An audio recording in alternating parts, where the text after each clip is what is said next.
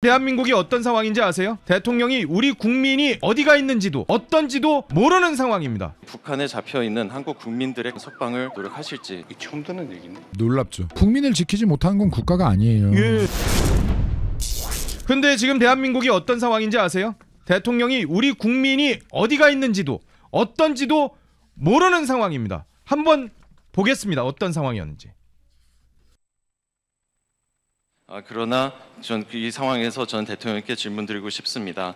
이렇게 북한에 잡혀 있는 한국 국민들의 가족들에게 어떤 메시지를 드리실 수 있으신지, 그리고 전임 대통령들께서 이분들의 석방을 위해 석방을 달성하지 못했는데 대통령께서 다른 어떠한 노력을 하셔서 이런 석방을 만들어내기 위해서 노력하실지 여쭙고 싶습니다. 처음 듣는 얘기인데.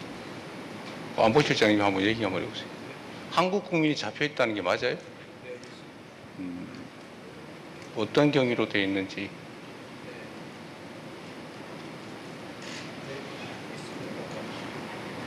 언제 어떤 경위로?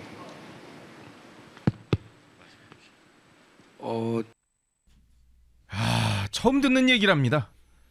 놀랍죠. 그러니까요.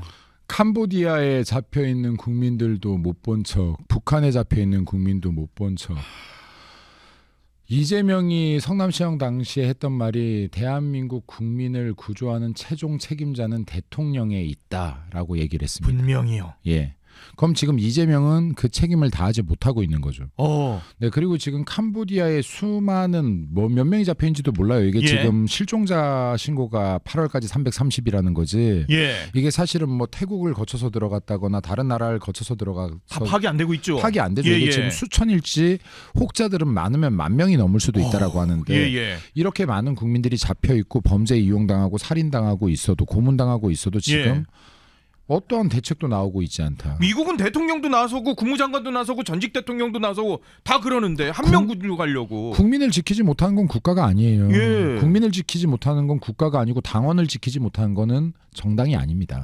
저게 외신 기자가 질문을 한 거예요. 외신 기자가 질문을 한 거고, 지금 여기서 우리가 최소한 6명의 우리 국민이 억류돼 있는 것으로 알려져 있는데 이것을 대통령이 알지조차도 못하고 있다. 그러니까요. 처음 듣는 얘기라고 그럼 그러잖아요. 이거는 지금 굉장히 심각한 것이다. 관심이 없는 것이다. 그리고 이거에는 관심 없으면서 이런 거에는 관심이 있어요.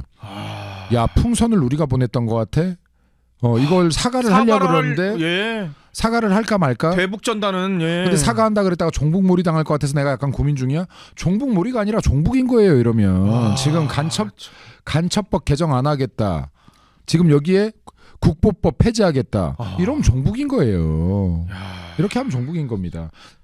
어떻게 맞장구를 못 치겠죠, 방송이라서. 네, 죄송해요. 근데 이재명 대통령이 모르는 게 이것만 모르는 게 아니었어요. 네. 북한 주민들이 인터넷 못 쓰는 것도 전혀 몰랐다는 거 아니겠어요. 이게 지금 그러니까 대북 방송 왜 합니까? 쓸데없이. 그런 바보짓이 어디 있어요? 요즘 세상에 인터넷 뒤지면 다 나오는데 뭔 대북 단파 방송을 합니까? 그것도 돈 들잖아요. 이렇게 기자들한테. 아니, 북한은 아직도 USB로 몰래 우리나라 드라마보다 걸리면 사형도 당해요. 처형을 당한다니까.